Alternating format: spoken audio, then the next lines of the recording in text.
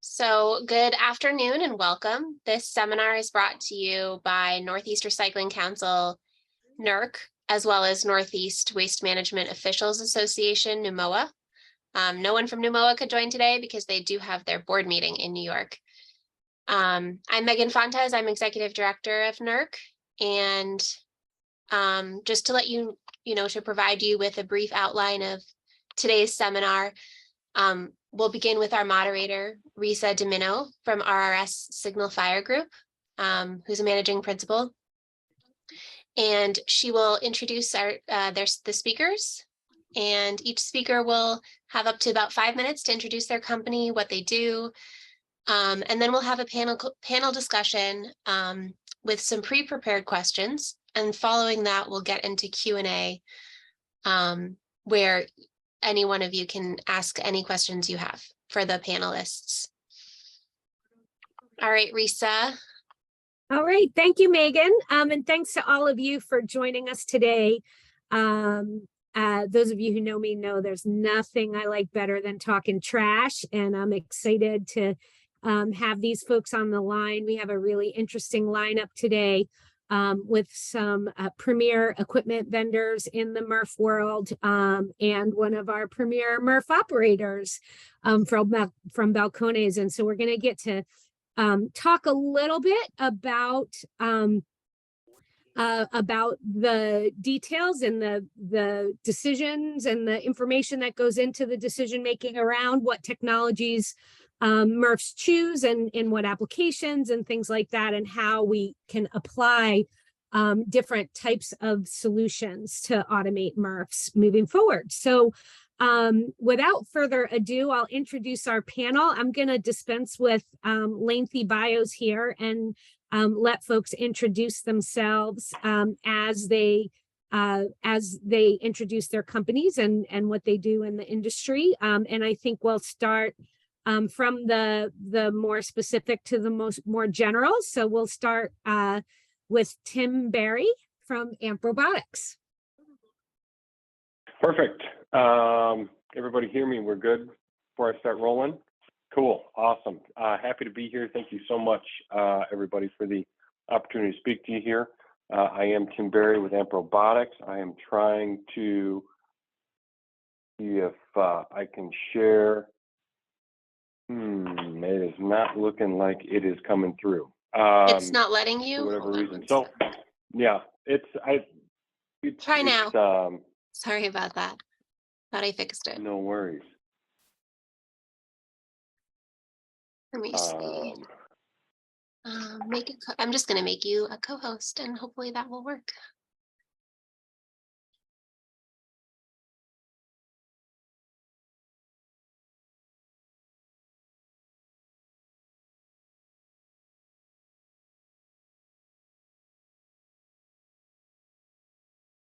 Did we lose Tim?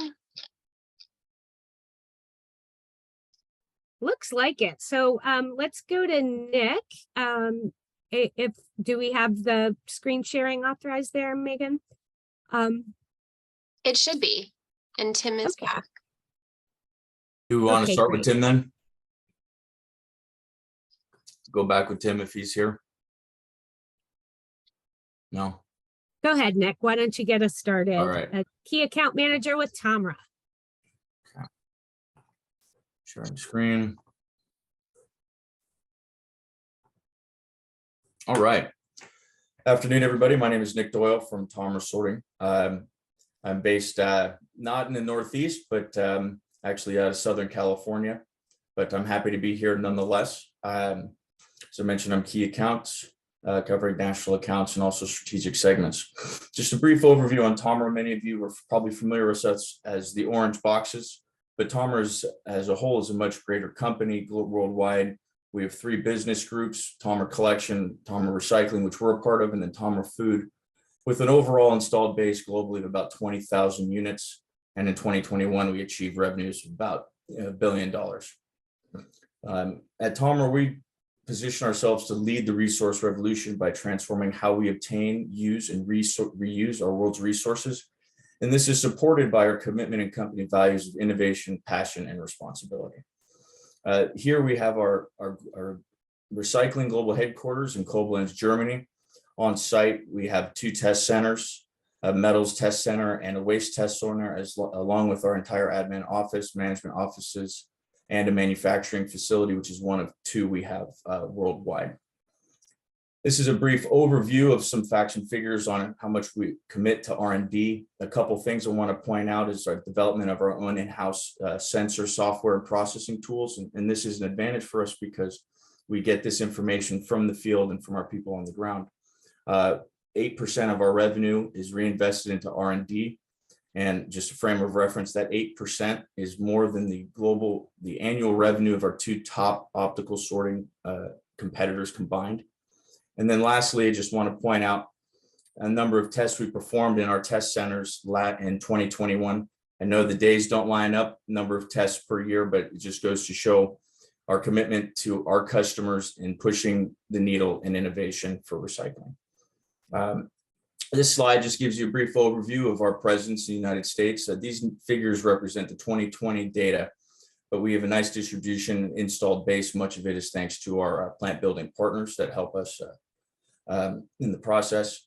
And but to date, our presence in North America, or excuse me, in the US is around 1,000 optical sorters.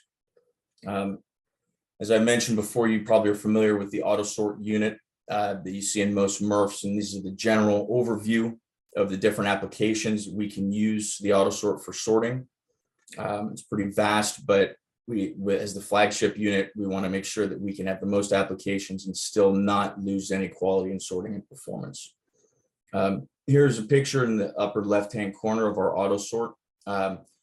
As you can see, though, we have a much larger portfolio as it pertains to waste, with more specialized systems for, say, black sorting or organics, film, and then flake sorting. And then up here in the right corner, we have our GAIN technology, which is our AI component, which we use to recognize the difference, for example, in food grade versus non-food grade packaging. Our systems are connected with a digital network, TOMRA Insight, which we use for advanced data analytics, and it helps further connect not only our sorters within a system, but our sorters within customers and within the supply chain network. We back our customers up with worldwide global service. Our commitment to our customers is very strong, and we offer different service packages tailored to meet our customers' needs.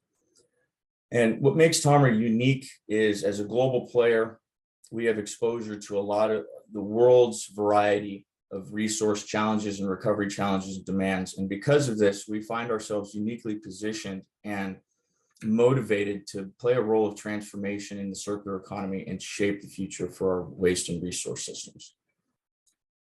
Thank you. All right, thanks for that input. Now Tim's back online and ready to share, I think. So Nick, if you could let that screen go, and yeah, go ahead, Tim.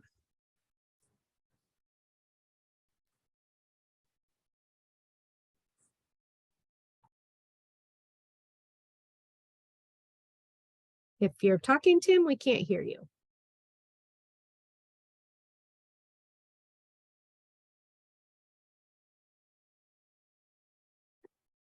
How about now? Great. Can you hear me? Can you see the screen? All right, Zoom. Not as familiar with Zoom. Some of the technical difficulties of this. Sorry. So Tim Barry here with Robotics. I cover the central US and central Canada for our company, business development. 2 more counterparts like myself covering East Coast and West Coast, and then John Gertzmeyer, also on our team, covers our enterprise accounts. Happy to be here with you guys today. So Robotics at a glance. Looking to enable a world without waste, help insert material and feedstock back into the circular economy. And we do that with AI and robotics. So we've been around for about 9 years now in the industry, founded by our CEO, Matanya Horwitz, back in 2014. We have the industry's largest fleet of over 340 AI units deployed in the field to date. And we're in over, I believe it's over 80 facilities at this point, and we're global in Japan, Spain, Europe, 8+ countries. So global footprint backed with global support, global service, all of that. We tend to play in a number of spaces, but typically we look to utilize our technology across single and dual stream recycling. We do have some applications starting to look at municipal solid waste recycling and what we can pull out of the MSW stream to try and recover some of those valuables that are just going to landfill that are getting lumped in with the MSW. We have a lot of success and customer success stories and things out there with plastic reclaimers, helping recover more PET bottles, doubling recovery rate. Some people have gone on record saying. Then we do a little bit of playing in C&D and organics, but those are more secondary for us compared to the first three applications here on the board. So what we do, our three core competencies are basically see it, sort it, and then know it. So what that means is we can't sort what we can't see. So this is how, the picture on the left here is how our robot sees and processes things coming through your facility. Every piece of material that goes on a belt that the robot can see at least a 2x2 piece of, it's going to recognize and put a tag on it, right? Just like you see here, a box with a badge. That will then tell the robot to sort it or not sort it, depending on if the robot's set to, go after that certain label or not. And then the knowing it part, the accountability is we have a database as well that will translate out to you all of the information that the robot is seeing and gathering to tell, all the vision system is seeing and gathering to tell the robot whether to pick it or not pick it. All that data is good data, and that data gets pushed into a dashboard that you get to utilize as a customer to tweak your facility and make adjustments potentially upstream and or make adjustments to where you're buying material from, customers, vendors, things like that.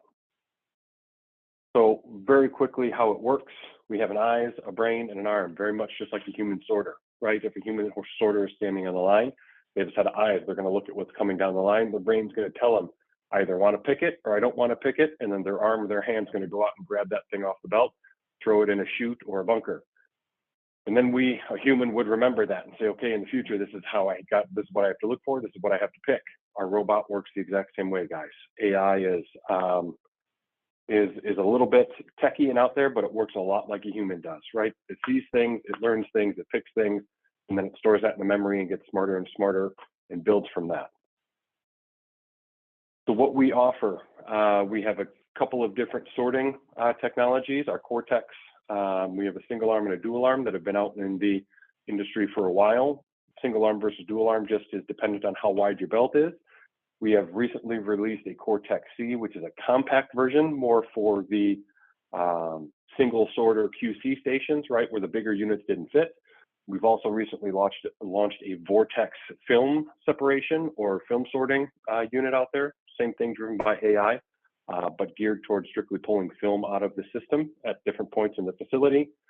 And then we have our waste analysis tools, which are the vision system, in addition to that dashboard, that clarity dashboard that I discussed, where everything can be housed. So what we tend to do, what we try to do with our technology, again, operate our units at an up to 99% runtime. We're looking at an average life of these units of 7+ years in the field, operating at around 80 picks per minute, up to 80 picks per minute with some of these bigger units in the field. And we can go in really quickly over a weekend during downtime to not create too much stress on the plant as far as creating extra downtime. We can usually put these in over a weekend and get back up and running on a Monday. So that's high level who we are, what we look to do, and I look forward to talking with you guys more later on and answering some questions. Great, thanks so much. Now we're going to go to Joaquin Mariel from Balcones, and you're bringing these technologies together. So tell us a little bit about your operations. Sure. Thanks, Risa. And good afternoon, everybody. Thanks for having me. I do not have a presentation to put up on the board. I was telling Tim and Nick I don't have anything as interesting to show you all visually. And I can say, having operated both of these companies' equipment, what they do is very interesting. Everything that they have claimed they can do. And you know, we've just been excited to be the recipient of this technology and the user of it over the years. And hopefully they've learned as much from us as we have learned from them in that process. My name is Joaquin Mariel. I'm the Chief Commercial Officer at Balcones Resources. We are a Texas-based MRF operator, founded in 1994. We operate 6 facilities across a number of states: Florida, Texas, Arkansas, and Arizona. We will be, by the end of next year, operating 8 facilities, adding 2 new MRFs, one an additional MRF in Phoenix, Arizona, and a new MRF in the city of San Antonio, Texas. That'll be serving the city of San Antonio's residential curbside program. More broadly, we were recently became part of a broader network of MRF operators through Closed Loop Partners formation of the Circular Services entity, which has expanded our MRF operations reach into the Northeast, New York and New Jersey, and into some additional plants in the Florida region. So, you know, big things that are important about Balcones and why I think what we do, you know, is relevant to this conversation is we are a recycler only. That is all that we do. We're not a waste company that does recycling as well. And not to say that there are not that my peers in the industry that do provide both those services don't do a great job. We just find that by focusing in on MRF operations and recycling, we are able to bring what we think is, you know, the highest value end product to our customers and to our suppliers that we possibly can. It's all that we do. We cannot make money any other way than by focusing on high recovery rates and high quality recovery rates. And we've really developed a reputation over the years for delivering on that. My role in this organization is to grow our footprint and to continue designing and building and operating facilities that use the technology that Tim and Nick bring to the table. The industry is at a point where these technological advancements are enabling us to do a lot more than we could even 8 years ago. We're able to solve a lot more problems as they relate to, you know, reduction in contamination, as they relate to higher recovery rates of valuable materials in the recycling stream. You know, sessions like this, kind of open learning opportunities like this, are very exciting to us because we are really in it to improve the overall system. If the entire recycling system and MRF operation system doesn't improve together, we'll never hit the goals that we collectively want to hit, which is primarily to keep stuff out of landfills. That is what we're here to do. That's what I think everybody on this call is here to do. I had an opportunity to take a look at the invite list and the attendee list, and there's some people here that I know who are, you know, they're folks that are listening in that are a lot smarter than I am, and I'm very excited that they're here listening in. And there's folks on the list that I would love to meet one day and get into the details with you on all this stuff. So thank you for having us. We're ready to get into the meat of it. All right. Well, I want to start our sort of moderated conversation here, and then I see some questions are starting in the chat. I'm going to encourage folks to pop questions in the chat, and we'll pepper them in as we go. So, Joaquin, let's talk a little bit more specifically about. I think it's great to have you on board here as a sort of pure play recycler. Clearly, looking to maximize the material recovery and the diversion in MRFs. Can you talk a little bit more specifically about how you've used opticals and AI to improve your operations and improve your recovery? Yeah, so, you know, we've used both technologies in a number of different ways. You know, from a very straightforward perspective, we used opticals, you know, as most MRFs do, to, you know, recover three-dimensional containers from the mixed stream, everything from plastic to non-ferrous to non-ferrous and ferrous metals.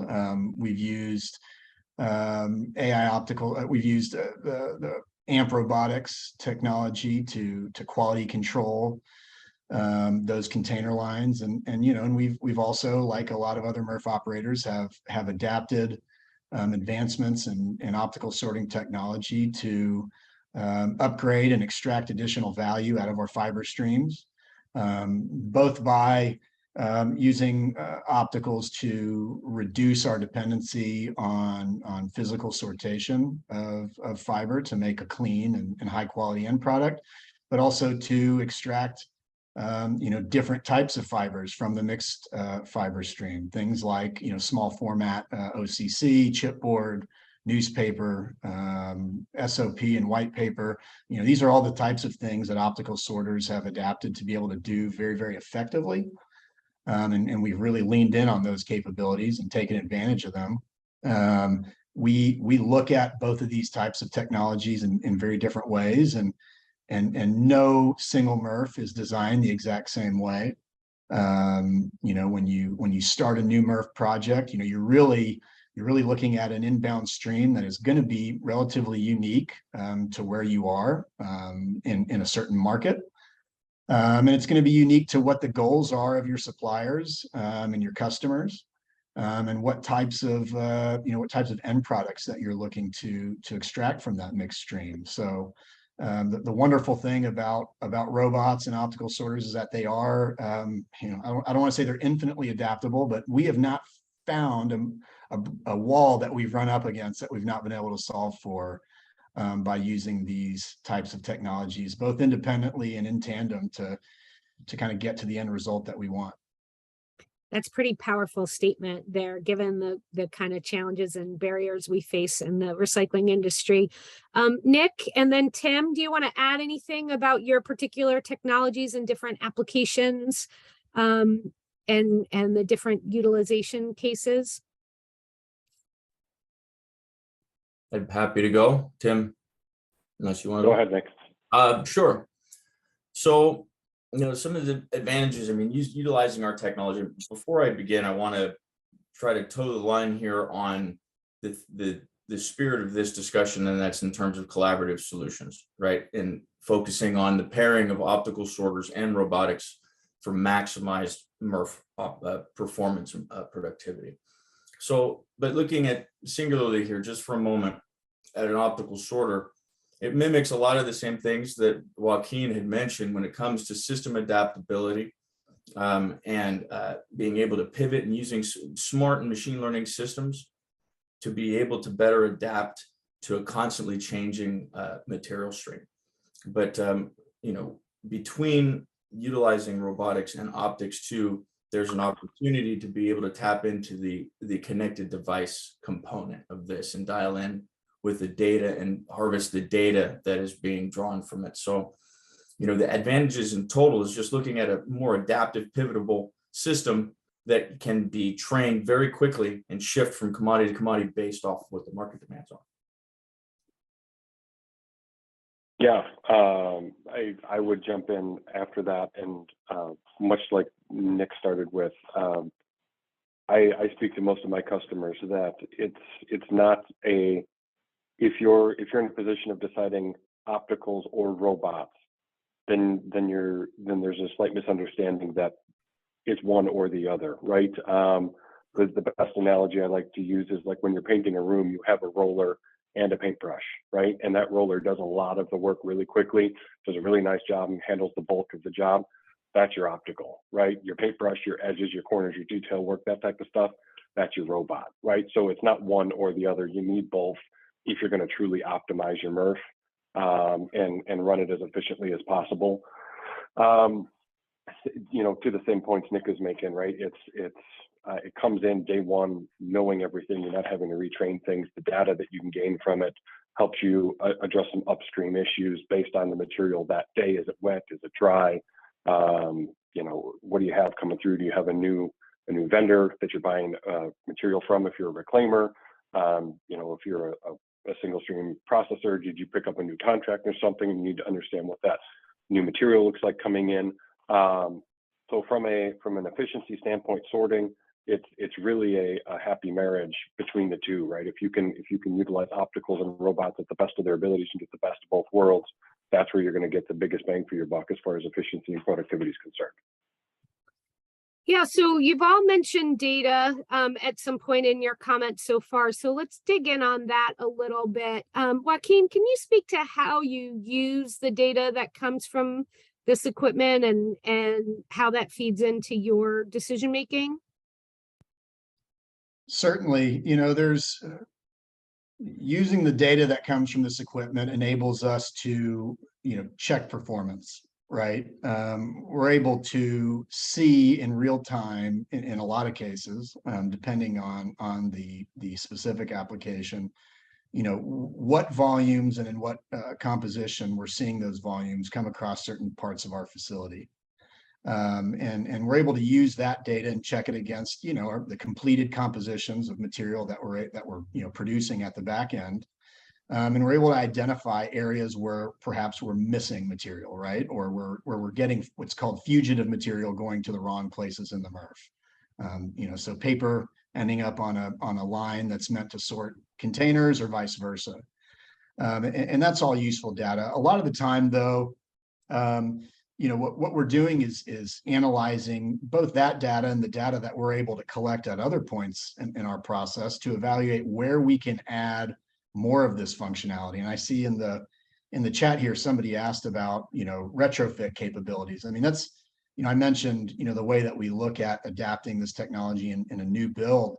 But, we've probably done more retrofits using optical sorters and robots than anything else because of that data that's generated, and because the data that you collect as a MRF operator kind of gives you insight into, where can I make an intervention using technology like this that'll enable me to capture more of what I'm losing, or on an overall basis, reduce my dependency on, physical labor to make the end product that I want to make. So, the data is a huge, it's always a huge topic, right? And, Tim and Nick, they live in the data world, and I think they probably have a lot to say about what they see. I mean, they're seeing data on a macro level. One of the things that I'd welcome this group to think about and talk about and question is, how is that data being used? I mean, data is only as good as how you use it, right? And one thing that, for the sake of just open and honest conversation, I mean, there is still, as a MRF operator, not, some clear-cut way that these technologies are feeding us information that's immediately actionable all the time. And I think that's both not both, it is just an opportunity, right? And I mentioned that our industry is at this jumping off point, and experiencing this technological revolution. And this is kind of the next step in that process is, how does this data and putting the data in a format that is useful and usable and quickly and readily available, what is that going to do for us as MRF operators? Because, as MRF operators, we're a bunch of just amateur analysts, right? Most of us do not have the type of education and background that Tim and Nick do. We are all just, in the mud, pull your boots on and figure it out on the ground kind of people. We do a lot of, standing at conveyor belts with stopwatches and clickers, counting material as we see it. It's a very manual process, and it always has been. And we're certainly looking forward to ways that the data that's being collected by these technologies is going to be presented to us in a way that, eliminates margin for error, creates faster opportunities for us to respond, and both make changes to our processes on a day-by-day basis, but also helps us generate data that feeds, financial justifications that go into adding more equipment, retrofitting systems, et cetera, et cetera. So, I guess that's to say, I want to know what Tim and Nick have to say about this. Yeah, so let's go to Tim first. And I think I want you to respond to some of the questions from Joaquin, but also keep in mind a lot of the folks on the line maybe people like me, consultants who are looking for data all the time, or state agencies or public entities that are trying to get a handle on what materials are flowing where and where the challenges in the system really are. And so can you speak a little bit to the data that your system collects, how it's used now and how it could be used to fill some of these gaps and some of these challenges? Sure. So, going back to the presentation I showed, we have the data we collect is collected with that vision system. That vision system is either sitting in front of a robot, collecting that data and telling the robot what to pick, or that vision system can be standalone on itself, just to be there specifically for the purpose of collecting data.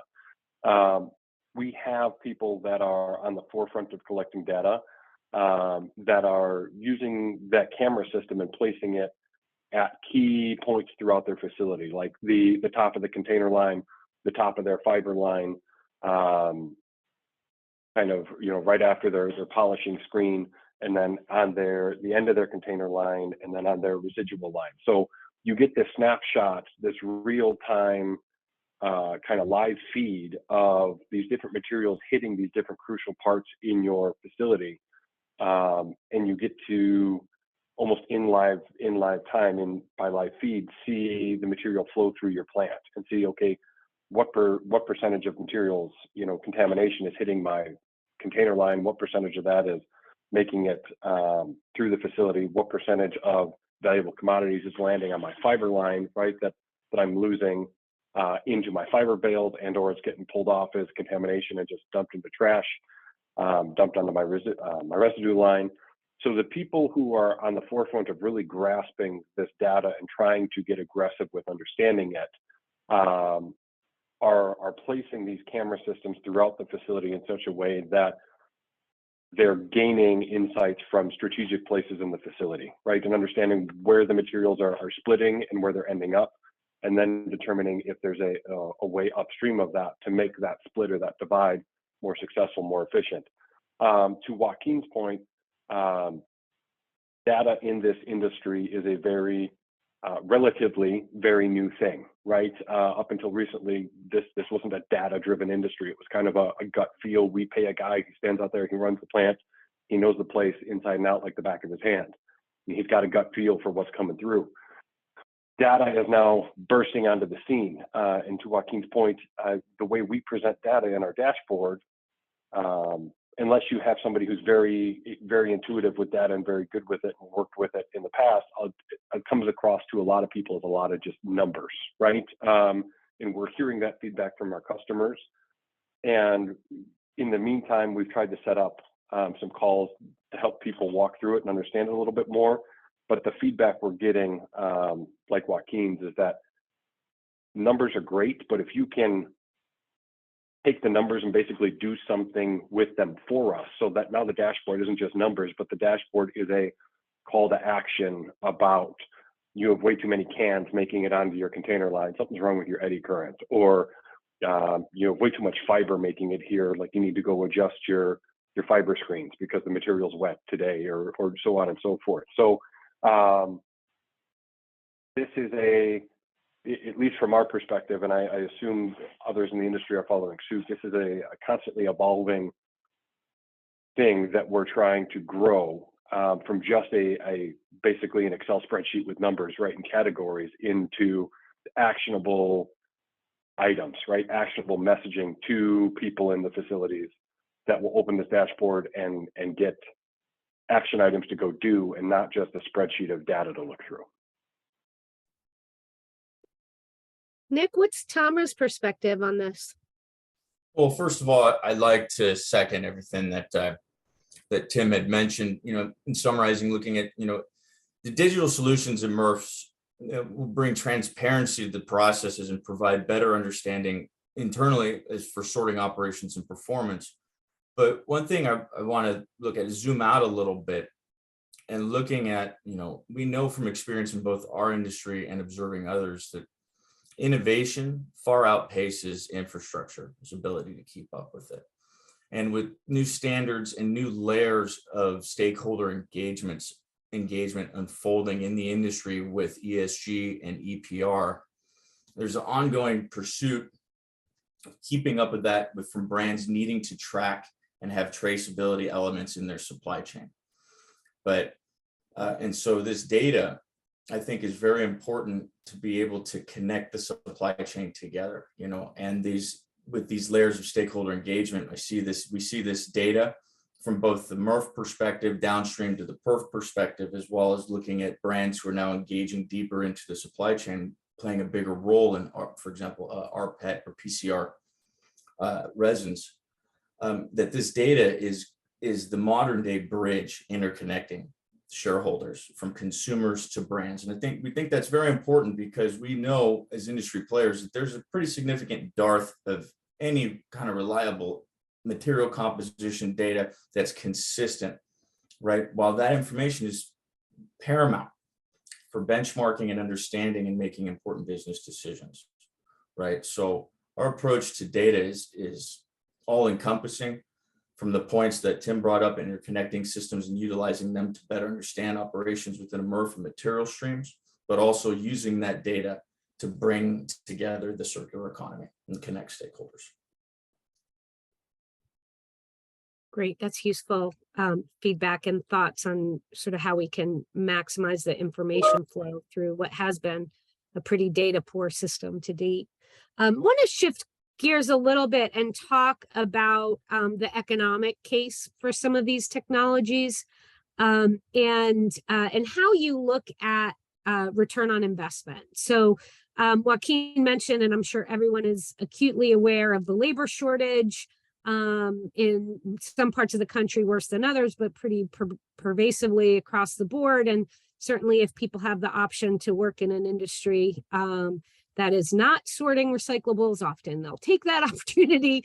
And so that's certainly driving part of it. But can you speak a little bit, and again, I want to start with you, Joaquin, from as the integrator's perspective, on how you look at the return in these technologies. And then Tim and Nick, when we get to you, I'd like you to think a little bit about, you know, how you look at the number of picks, the volume that you need to justify, and those kinds of questions as well. Yeah, Risa, great question. And, you know, as I mentioned, every MRF is different. Every retrofit opportunity is different. And, you know, as a company, we treat evaluating, return on investment for equipment as essentially building a brand new business model and a brand new business case for that specific piece of equipment. And we kind of carry out that process as we would. It's the same exact process we would follow when we're evaluating whether or not we're going to build a brand new 50-ton-an-hour MRF in a new market, as we're the same as we would to evaluate whether or not we're going to add an optical sorter to a fiber line. We go through the exact same steps. We model that opportunity the exact same way. And really what you do there as a MRF operator is you sit down and you kind of start with a baseline assumption. You know, what am I trying to achieve? In the example of adding an optical sorter or a robot somewhere in an existing MRF to get some type of improvement, whether that's recovery rates or cleaner material or lower labor costs. We start with that question: what do we want to achieve? And then we begin to list our secondary assumptions that would justify answering that question. That involves a lot of auditing and a lot of data collection, and it's not the type of data collection that we just talked about. It's the kind of data collection I mentioned. It's, if what I'm trying to do is get PET out of a system where I don't think that I'm capturing enough of it, you got to start with the baseline exercise of understanding how much you're capturing today, where the rest of it's going, and what you have to do and where you have to make an intervention to capture it. So all of those kind of questions have to be laid out and analyzed, and you have to come up with an answer. And when we talk about data collection and auditing, I mean, these are long drawn out processes, right? We don't go out there and run one test and then say, yep, let's go drop $700,000 with Nick and add in that new optical sorter. These processes take several months for the most part. because as a MRF operator, we do not have endless resources, and we do need to be very careful about the financial decisions that we make, because they are long term. This is equipment that we expect to run for 10 plus years, and to do what it is that we've asked it to do for that period of time. So again, it is really essentially building a business model and business case for each one of these scenarios. Fundamentally, we try not to solve just one problem when we add equipment like this into an existing system. We're never trying to say just replace sorters with a robot. We're never trying to just improve our quality of a finished product by adding an optical sorter. We're typically looking for opportunities to do multiple things at once, because we found that that's, barring, very glaring situations where you have perhaps a very old plant that is just in dire need of upgrading. It's seldom that you come up with a solution that can be financially justified based on solving one problem. And we also, these are big systems, right? And these technologies are capable of solving more than one problem. So we're often looking for them to do that. So more often than not, things like labor reduction tend to be somewhat secondary. The primary objective is landfill diversion and recovery rates always. And that's typically what we're trying to do first. If we can also offset some labor costs by doing that, then that is an additional benefit. And like I said, that goes into the entire general modeling of the opportunity. This equipment is very expensive, and it's not getting cheaper. That's something I'll put on these guys.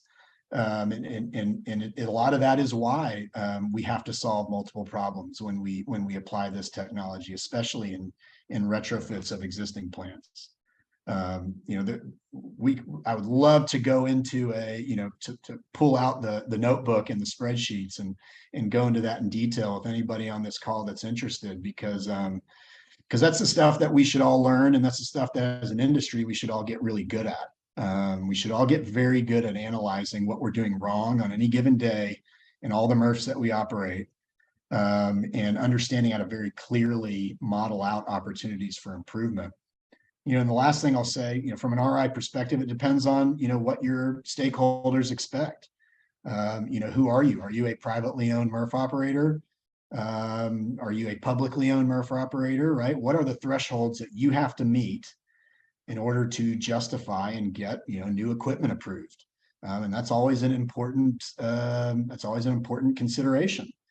Is it a straight return on investment? Is that what your investors or stakeholders are looking at? Are they looking at things like just recovery rate? If that's the case, then you're able to, sharpen your pencil and get a bit more surgical about how you justify these things. So I guess I've mentioned a bunch of it depends, but that's really what it is. It takes a lot of work.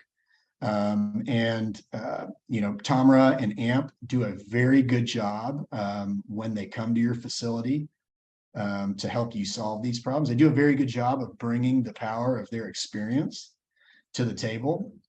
They come with a lot of, hey, this is how it worked at this plant, and this is how it worked at that plant.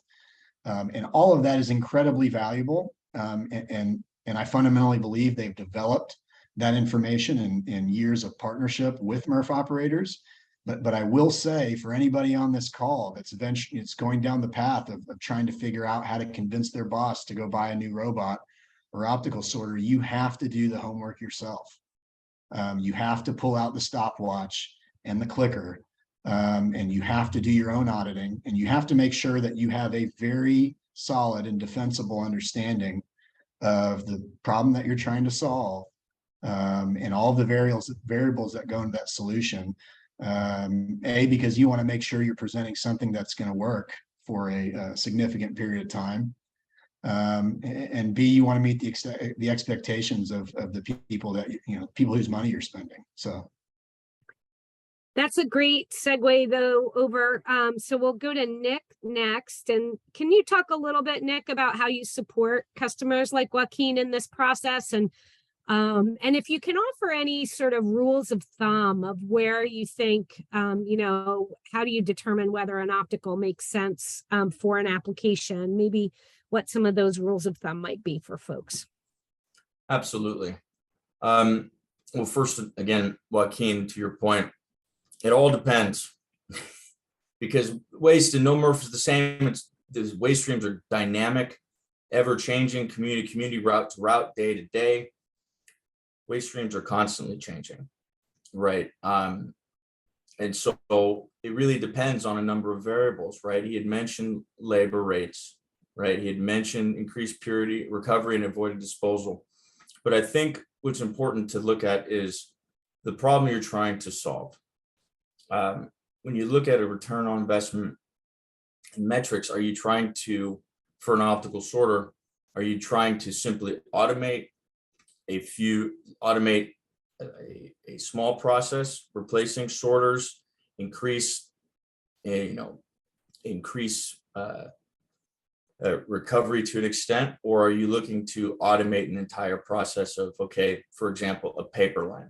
One thing we see at a lot of MRFs is they want to, the surface argument is they want to automate the recovery of OCC on their lines, on their paper lines. They have allocated a lot of manual sorters to that. That's on the surface, but then below that, there's also the benefit of being able to pivot and create. So pivot to be able to create white paper, sorted office pack out of streams, right? And so we look at utilizing optical sorters in a kind of a tiered approach. It can't be just a one, I just want to reduce labor, because it's more than that, because it's more than investment. But some metrics in the MRF world, I think looking to replace from a sorting perspective, automate anywhere from 3 to 4, 3+ laborers. It would be an optical application for that. But also that optical application would be in a situation where you're not in a position to sacrifice throughput, recovery, and purity, where you want to automate and improve overall performance in the creation of those commodities. Right. So I hope that answers your question, because it is really hard to define. There is no cost per ton. I mean, if you're looking to recover film or PET or switch to polypropylene, automate HDPE recovery, make different grades of paper. You have to look at the markets. You have to see who's around you. Is there a paper mill down the road where you can pivot and go ONP to white paper if you want to, right? How the markets are. So it's really hard to corner a single metric or a way to do this, and because every MRF is different. Yeah, no, I think those are some really good guideposts. Tim, can you speak a little bit to the application of robots and AI and how that ROI might be addressed there? Yeah. So with not to beat a dead horse here, but again, everything's a little bit different. So as Joaquin said, when we go into a facility, there's a number of different things any single one of you, at your MRF could be solving for, right? And it's, not everybody's blanket, solving for the same thing. If it's MRFs versus perps, or even MRFs versus MRFs, some people may just be focused on increasing recovery rates, right? Some people may be focused on, they're more rurally based and they don't have the availability of like temp labor, and they just can't find people, right? So it's not labor replacement, but it's like labor supplementation, right? Like I need your robot to try and step in and do some of the menial stuff so that I can take the few humans I have and put them in like the highest value positions I have, right? So there's a number of different things, a number of different problems that everybody's living in and trying to solve, and is giving them the headache that day. So understanding what that is, and then, saying, hey, here's how a robot can be most beneficial for solving that for you. If we put it here, it frees up these 2 people to go do this for you, and that's going to affect your PET and your HD recovery, right? So not only is our robot here going to help you with your polypropylene, but you're going to up your PET and your HD because you're able to move people now over there and do better recovery, make better recovery on those commodities. So we try and make an impact, to Joaquin and Nick's point, like a robot's not just going in to do one thing and it's only going to have an impact on that one thing. We try and, use a robot as kind of like a force multiplier, right? It's going to go in, but in going in, it will and should do its one job, but it should also be freeing up and giving you data and giving you freedom to increase efficiencies in other places in your plant as well, right? So that you can kind of justify that ROI. With regards to like ballpark types of things, typically, if you have an area where you need, 1 to 2 sorters, we can make an ROI work on that. Again, this is like the paintbrush approach. This isn't the paint roller approach, right? So we're dealing with smaller picks, smaller quantities. We're not sorting in the, mass quantities that an optical does, right? We're doing up to 80 picks a minute. Industry average is, human sorter does 40 a minute, right? So we have the ability to be twice as effective as a sorter in any given location. But if we can replace 2 people, it's a slam dunk, right? If we're replacing 1 person, a little, it depends on labor rates a little bit. And then, to Nick's point, the value of the commodity we're capturing and the value of some of the other commodities that may help you capture as well by putting some automation in place. So a number of different factors, but our experience allows us to come in, kind of understand that for you, put it all on paper and say, hey, this is what we're seeing, right? And we don't tell you carte blanche, this is what it's going to be. It's more of a back and forth. This is what we think you're going to get out of this. Does this make sense to you? You know your plant better than we do. Hey, yeah, this is a little high, that's a little low, let's adjust these numbers and kind of come to it as a team, right? So that, to Joaquin's point, whoever we're talking with has something confident that they can take to their manager and say, I've done my homework. This is how the numbers stack up. This is why I think it's a good investment. And Reese, I'll add one more thing. I mean, I would counsel anybody going through this process of putting together an ROI analysis of equipment is to call Nick and Tim and ask them to go see, a comparable solution somewhere else, right? Yeah. Go get your eyes on where this is happening somewhere else. There's very little original thought in this world. And that's also true of what we do in recycling. And more than likely somebody else is doing some version of it already. If you really are the tip of the spear on it, then more power to you, and you might just have to jump off into the deep end. But in a lot of cases, these guys and the companies they work for, have a long list of case studies and practical applications that you can see. And I would insist on seeing them, take the time to see them. And get that time with that MRF operator they bring you to on your own. Hey Tim, go grab lunch, and me and David are going to talk by ourselves for a little bit, and ask the hard questions. I mean, don't be afraid to really understand and be critical of anything that you're trying to accomplish. Right? No solution is going to be 100% perfect. But there is a ton of information out there and just collective knowledge in the industry. And I'll say that for MRF operators, we are some of the biggest oversharers in the world. We love to talk about what we do, and we love to help each other solve problems for the most part. And the equipment operators, especially on the robotics and optical side of things, are in the same boat, and everybody likes to solve problems together. So go out there and demand that information, get in front of it, get your eyes on it. Both these companies operate, test equipment, ask to send test material to one of their facilities. I mean, like I said, really represent yourself and make sure that you are generating all of the information that you possibly can to come up with that model and come up with the solution that's going to make sense to you. On that point, if I may, a tool that is incredibly helpful in advancing projects for folks like Tim and I is a mass balance. And it's a big pain in the butt. I have to tell you, it's my team's go-to individual, unfortunately, to make mass balances. It's a long time, a lot of work goes into it, but the mass balance is a plant simulation model that helps us better understand your entire process. Because while we are talking about back-end solutions shared with optics and robotics, we have to remember that they are a part of a turnkey system, right? We have to understand each process.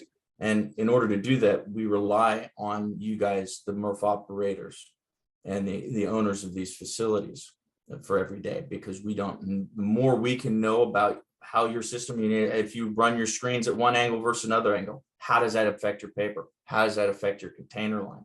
If you change the sizing on your screen, how does that affect downstream processes, right? What are you losing from the throughs versus overs, right? These are important concepts. And while it does fall outside of the general scope of optic providers and robotics providers, we cannot be blind to the fact that these are systems, and we have to be fully involved and invest in understanding those systems in order to provide the optimum solution.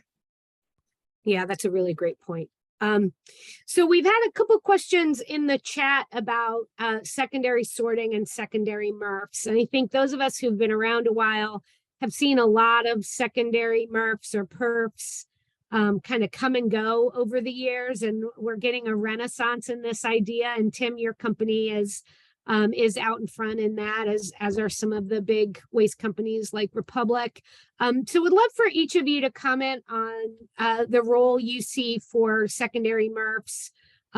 If it's a different time now, why is that? How does your technology or approach fit into the idea and the notion of secondary MRFs or perfs? You want to start, Tim, as the... So Sure. I'll jump in. So want to make a quick delineation between, at least as far as we're concerned, secondary sorting versus perfs, right? So in our eyes, the perfs, plastic reclaimers, are going to be your big time players like your Indorama's, your KW's, your Evergreens, right? And in no way are we trying to compete or be a part of that. Like, that's just its own bigger, massive industry, and there's some really big players there. What we see as secondary sorting and what we're doing is to this point, to this core competency, core belief we have of trying to create a world without waste, right? And going back to what Joaquin was saying, like everything in the recycling industry should be driven by recovery rates, right? And keeping as much of the material as we can out of landfill and pumping that back into the circular economy, right? So our secondary sort facility is primarily focused on grabbing MRF residue, grabbing some really contaminated or rejected, like mixed plastics bales that went to perfs, right, and didn't make the cut, right, and now they're going to get rejected, things like that. So that kind of those islands of misfit toys, right, in the industry, that's the type of stuff that we're looking to bring on, take on, and then run through our facility, right, to try and gain as much of the good material back out of that and capture that, right, and pump that back into the circular economy before then sending what's truly not recoverable and mostly waste, out to landfill, right? So that's where we're at. We're playing, in this space now because, we have the technology to automate basically the whole thing, front to end, right, front to back, right? So there's not the overhead of the people and the sorters and finding the people on the multiple shifts so you can run enough, so you can make enough money to keep the lights on, all that type of stuff, right? We're able to automate a lot of it and take a lot of the overhead out, because when you're in that secondary market, you're not dealing with commodity rich curbside stuff. You're dealing with the bottom of the barrel material. So that's where we stand on it, and we're kind of looking at it from that standpoint, and why we think we have a solution and the proper time to go after it. But that's that market we're in, kind of that MRF residue, rejected bales, kind of no home for stuff. We'll take it, sort it, try and get the good stuff out, and then pass what's ever landfill onto landfill and push the rest of it back out there for everybody to work with. All right, Nick, is TOMRA engaged in some of these secondary sorting facilities? No. We don't have any of our own secondary sort facilities, but our position is strong in the necessity of secondary sort, especially looking at, just simply looking at the amount that's going to landfill right now and the amount of recoverables that are missed through the existing collection and processing infrastructure. But it's important to note, and I feel like the guy that's waving the caution flag on pretty much every single question here, and I apologize for that, but somebody's got to do it. Yeah, but it's important to understand the market. Okay, if it in a state where certain plastics are being banned out or phased out, right? In a state where landfill costs are high, right? If a secondary sort line is used as a step in between a MRF and the landfill, the cost of landfill is a weighing piece in that, right? Is you always have to have that component. You're recovering what you can, they still send it in there. But alternatively, looking at, and this is different, if a brand were to take its secondary sorting approach and taking ownership of material streams, for example, PCR, to get their hands on PCR, that changes the model of it. So secondary sort is a very important piece in terms of recovering that material. But what we see with what Republic's doing, it's just, you just have to make sure you have the downstream processes in place to further divert from the landfill. But using optics and robotics, it can be a lights out process, especially, we see there's a lot of benefit and a lot of value in some MRF residue streams, 3 through 7 streams, PPs fluctuating up and down, right? So these are opportunities to recover some of those would be lost commodities. And we think that's important. Yeah. Joaquin, is this something Balcones has looked at? We've certainly looked at it. We're paying attention to what everybody's doing, paying attention to what AMP has done in that space. We as a company have not dipped our toe in it ourselves as of yet. Our focus is in providing that first layer, and designing MRFs to create as little material as possible that AMP would want in a secondary sorting facility. These are some of these. I guess the danger of it is, do you push the problem down the line so much that you create additional processes that aren't necessary if you just have an improved upfront sorting system, right? And like Tim and Nick have said, these are necessary interventions given the state of our industry today, and some of the aging infrastructure that exists in MRFs across the country. We are producing residue streams that are rich in recyclables. We're producing still producing mixed material grades like mixed paper and like plastic 3 through 7s that contain a lot of material that if segregated could go to higher value markets. So yes, today all these things are necessary. We've tried to integrate as much of that as we can into our existing MRFs, right? Where can we just do that sorting in-house before it gets to a residue line, before it gets to a mixed paper bunker, before it gets to a 3 through 7 bunker, right?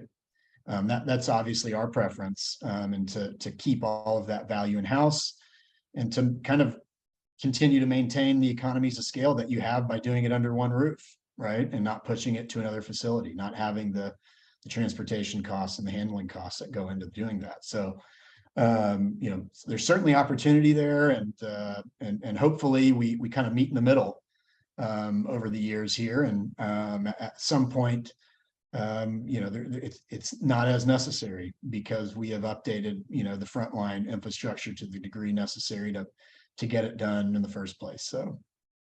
Yeah, I think that's one of the key challenges, right? On the one hand, we're losing a lot of material, and so we need to be looking at ways to capture what's now in residue. On the other hand, do you want to build a whole infrastructure focused on, the failure of another part of the infrastructure, or do you just want to make the infrastructure work well to begin with, to your point, Joaquin? So I think those some of the challenges out there. It's going to be interesting to see how all this develops moving forward.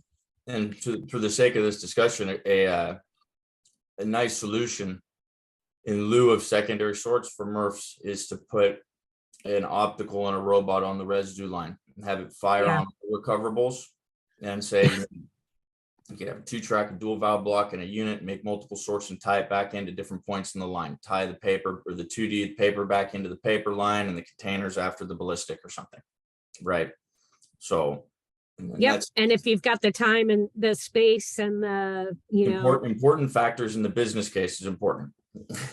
right. And I know some facilities are just so space constrained, they can't add anything else, even if they can make a strong business case for it. So lots of factors to consider. Another factor we've been getting a bunch of questions on is size. So I think some of the technologies we're talking about here might make sense, as you say, in larger facilities. And so I guess the question is, does size really matter? Are there some solutions that work for some of the smaller scale facilities? I think people think of the Northeast as a really dense area, but we have a lot of very rural areas and in the Northeast and around the country that are looking for smaller scale solutions. So Nick, do you want to start and then maybe go to Tim and Joaquin? Sure. So there are smaller scale solutions out there. For example, our smallest unit on the bottom on the auto sort side is about 3.5 feet wide, right? And it'll process 2 to 3 tons an hour.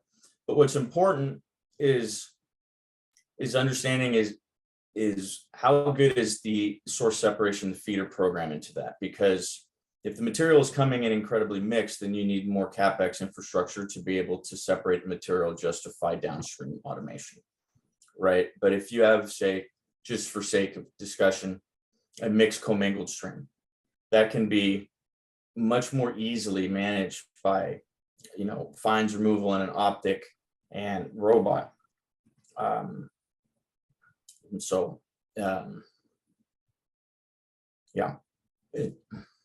so for size wise, when we look at our largest unit is 9.5 feet wide and does 8 to 10 tons an hour, depending on paper packaging. So it all depends on the volume you have, but also depends on how the material is coming in, because then you don't necessarily have to justify as much upstream processing, and that associates to the scale and the CapEx of it all, right?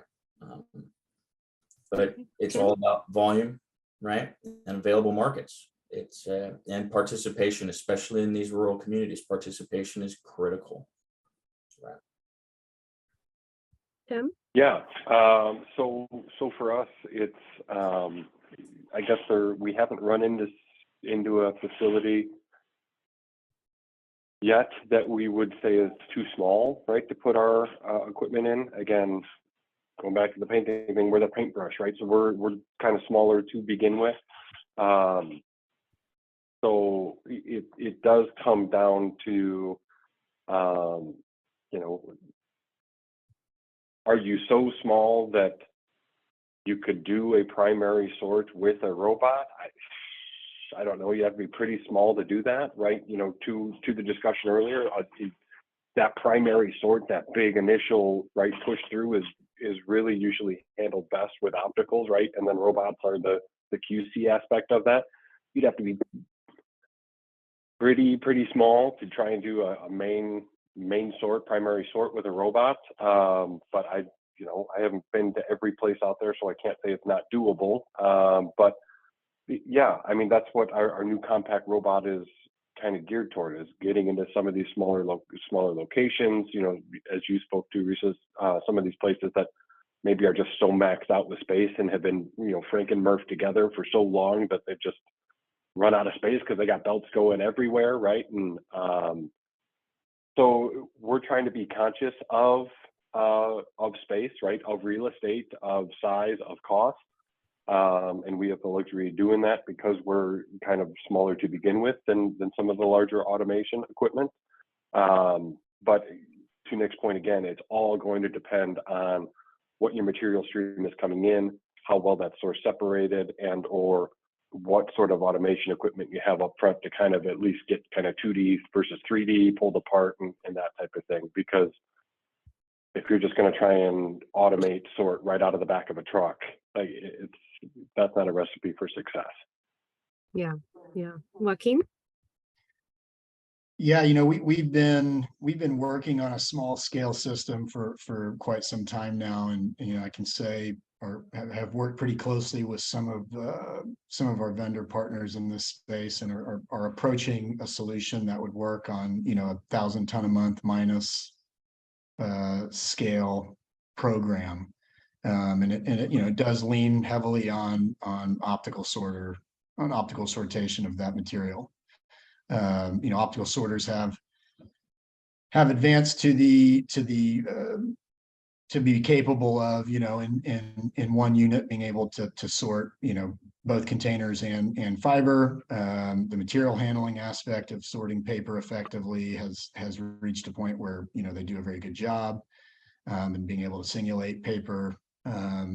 So, without sharing anything that I shouldn't share, these technologies have definitely made this solution more possible than it was, even a couple of years ago, where, a small scale system, say you wanted to sort, at 10 tons an hour, something like that would still require a lot of, manual sortation. It would require, 10 to 15 sorters just to operate at that throughput. And there are, this technology is changing the equation on that. So, and that's kind of one of those critical parts of is this possible on that small scale, tends to be labor, right? So I think we're pretty close, and hopefully there's more to share on that, as the months go on this year. Great, thanks. So we've also had a bunch of questions about film. Tim, a question specifically for you about the Vortex system and whether that's in place yet in commercial MRF operation. And then we'll go to Nick and Joaquin on their views on film sortation. Yes, our first couple of units have been installed out in the field. They're in commercial use right now.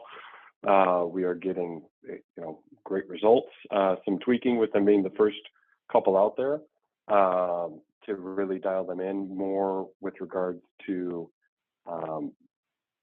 making sure we're not getting too many pieces of fiber or other things right as we're sucking up the film.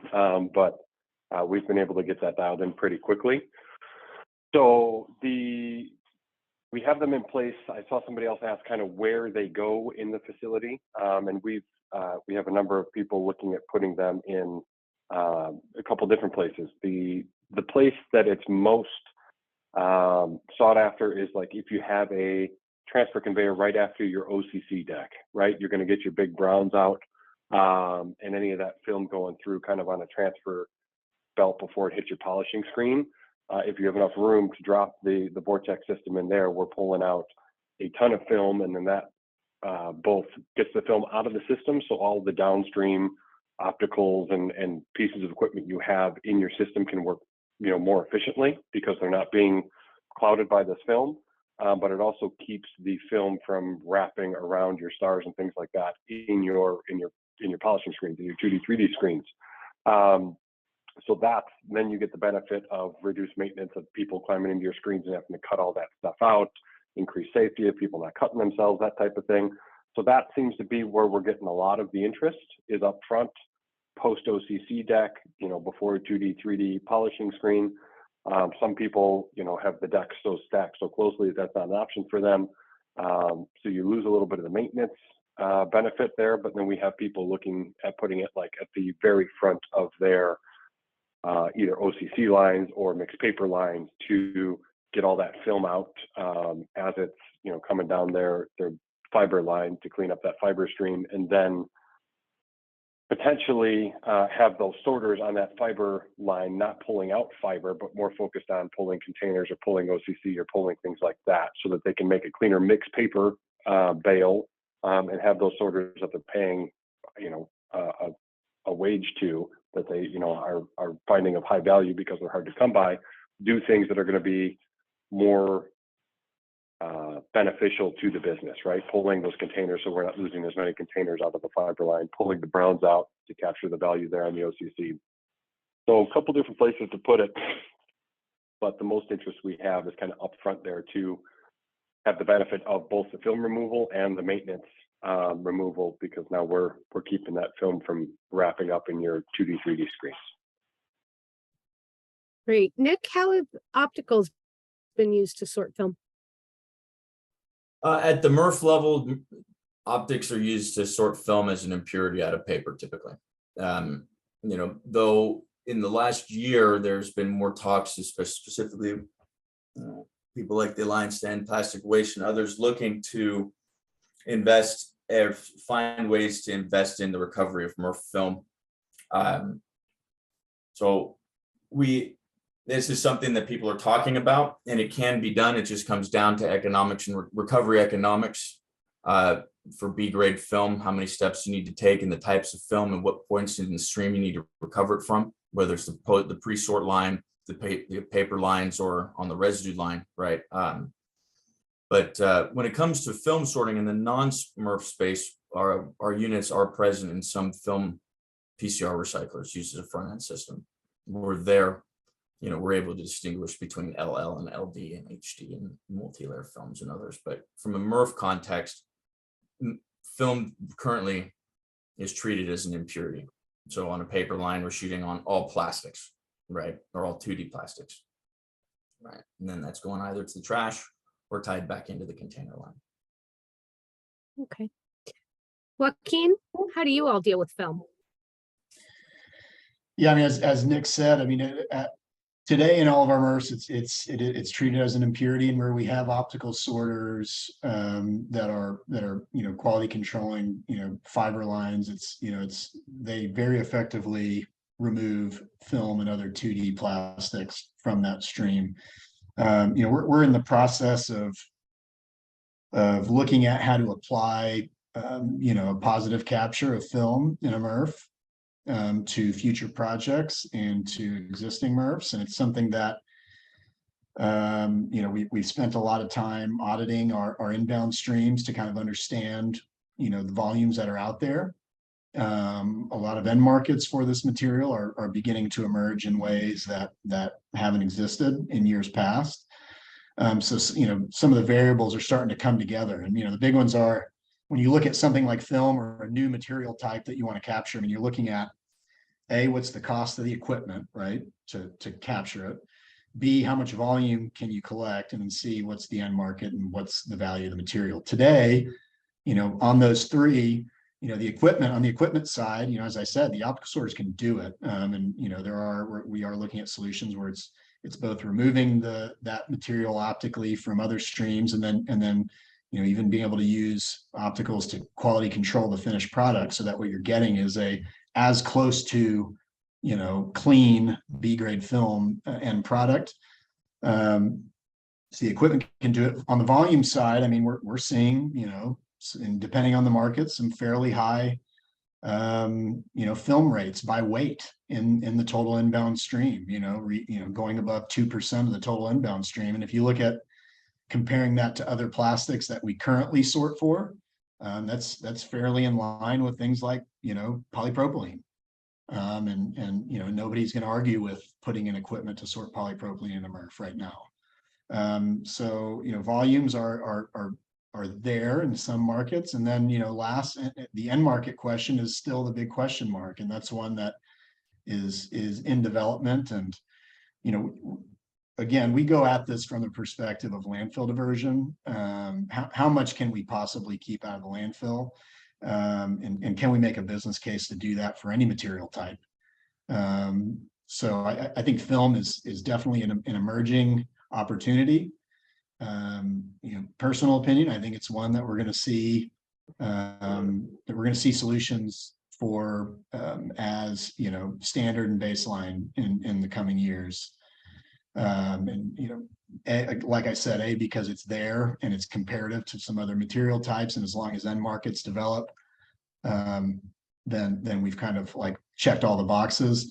And then B, as Tim said, I mean, it's a win-win situation, right? There's not a lot of other material types where, if you can create an intervention that captures it, you also eliminate, maintenance headaches, and you eliminate other downstream impacts that material like film has on an entire system, right? Going to Nick's point, these are systems that we deal with, and not just, one-off solutions. So I see it as something that's definitely an opportunity, and one that MRF operators are going to start paying a lot of attention to. Yeah, I would agree. I think we're sort of at an inflection point where we either need to develop a effective separate selection or collection system for film, or we need to figure out how to manage it in the MRF, because as you well know, whether you ask for it or not, it's there. and there is a fair amount of demand growing for that material from a post-consumer standpoint. So it is an issue that we're going to need to address moving forward. There's a couple things in the chat, questions in the chat, that I think we can respond to with some links in here, either in the chat or afterwards. So one of them is someone asking for links to videos showing the systems in process. So I'm going to invite you all to put links into your facilities. And I know there are other MRF operators and equipment folks on the line, and sort of welcome people popping some links in there for videos. The other question was around educating for contamination reduction. And I know there's been a huge amount of work done on contamination reduction education. There's a lot of best practices out there. Groups like the Recycling Partnership do that. I know the state of Massachusetts had a project on that. So if anybody in the audience here wants to pop some ideas in the chat, if not, we can follow up afterwards with some resources by email.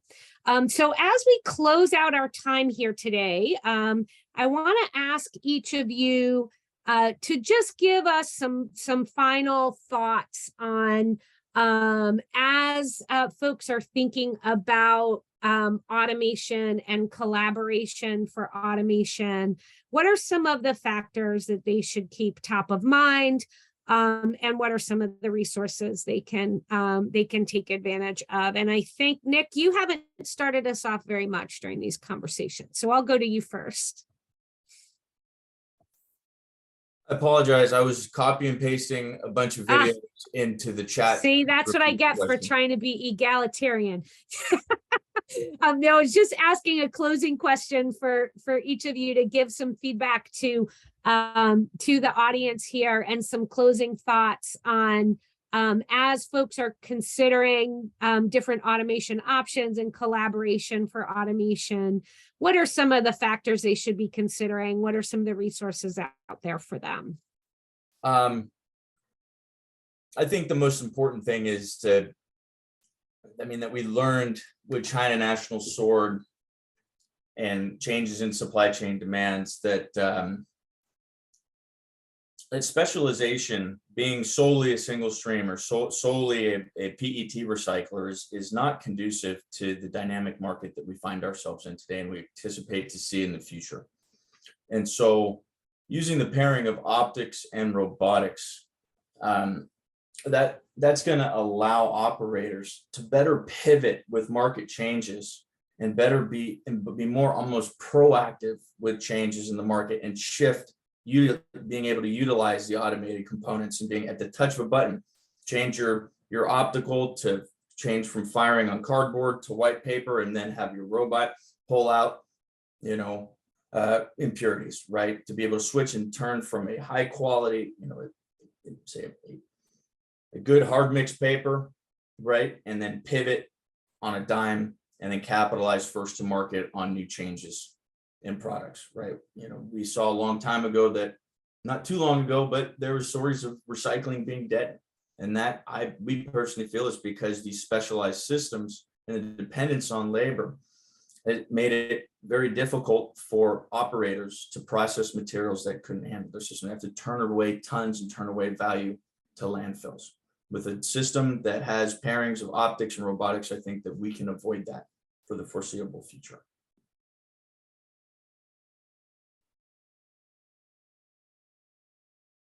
Great, Tim.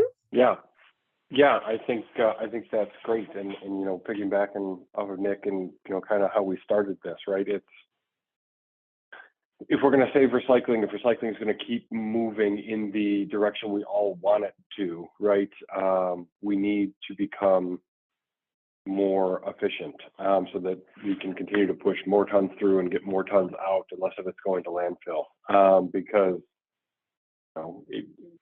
quite honestly, we would love to have more feedstock, right? Like how much of stuff is people still are putting in the right bins, right? So if we get to that point, to the education piece, and get people putting things in the right bin, and it all starts making it to the MRF, we're going to have to continue to become even more efficient and productive than we are today, right? To continue to drive those recycling rates. So it is, I think, a nice harmony of automation and understanding. If you're a MRF looking at automation, what are you trying to accomplish, right? I know robots certainly aren't meant to do the things opticals are meant to do, right? And I think it's vice versa. I don't want to speak for Nick, but I talk to people a lot about robots, and they're like, oh, I just don't think robots are there. Like opticals still do more picks, and I'm like, yeah, 100%. Like if you're waiting for opticals to catch up, if you're waiting for robots to catch up to opticals, like they're never going to get there. It's apples and oranges. It's two different things, right? So I think if I were to give advice or to say, hey, what to consider when looking at this, understand what you're trying to accomplish, understand what point of the MRF you're trying to affect. And if you're calling AMP because or other robot providers out there because a robot might be cheaper than an optical, but you're talking to me about doing your primary sort on your PET, I'm going to tell you, like, I don't have a solution for you, right? So you need the right tool for the job, right? So understand what you're trying to accomplish, what part of the MRF you're trying to affect, and then leverage your resources, right? We're happy to come in and help you do kind of an assessment, at least an automation assessment for robots, right? We're not going to tell you we can do your primary sort stuff, but we'll come in and walk your facility for you and say, hey, we might be able to help you X, Y, and Z, right? And I'm sure, Nick and TOMRA offered to do the same thing, right? Because we're all here to help you and try and make a business case for you to help improve your facility. So leverage your resources, leverage us, leverage the manufacturers, and understand going into it, to Joaquin's point, what your goals are. Is it increased recovery rates? Is it labor diversion? What you're trying to accomplish? Where in the MRF are you trying to accomplish that? And then try and pair the right tool for the right job. All right, Joaquin, the last word is yours. Awesome. That's how I like it. Nobody else can talk now. Seriously though, the only thing I'll leave with is, there's some low hanging fruit in a lot of MRFs, right? Go and look at those mixed grades, your mixed paper. Go and look at if you're making a 3 through 7. Understand what's in that material, and I'd include residue as a mixed grade. Look at those 3 buckets. Really get a strong understanding of what's there. There's most certainly a lot of opportunity to use either one of these technologies or a combination of both to extract more value out of those mixed products. And then, get a good understanding of recovery rate for each one of the grades that you're producing. And that's really going to come from understanding what's in your residue. There is a ton of value. There's a ton of paper, or a ton of money sitting on the ground in every MRF in this country. That could go towards justifying the investments in technology like this to pick it up off the ground. And then from a resource perspective, definitely use AMP and use TOMRA, but use other MRF operators. Call me if you're a MRF operator or a city on this call. I welcome you to reach out to me. I'll put my email address here, and you can contact me directly, and I will get back to you, because we all have to make this whole thing better, right? And we're only going to do that if we share experiences and we share information. And it's only good for the industry if we eliminate every single bad story about recycling that can possibly be put out there. Use all of us. I'm not even kidding. I welcome it, and I hope I hear from some of the folks on the line. All right, great. Well, thank you all for your terrific contributions. Thanks to the audience for sticking with us. We have a lot of links and resources in the chat, which we're going to capture for folks and make sure we have those resources available. And appreciate you all spending time with us today. Thanks so much. Thank you, everybody. Thank you. Real pleasure.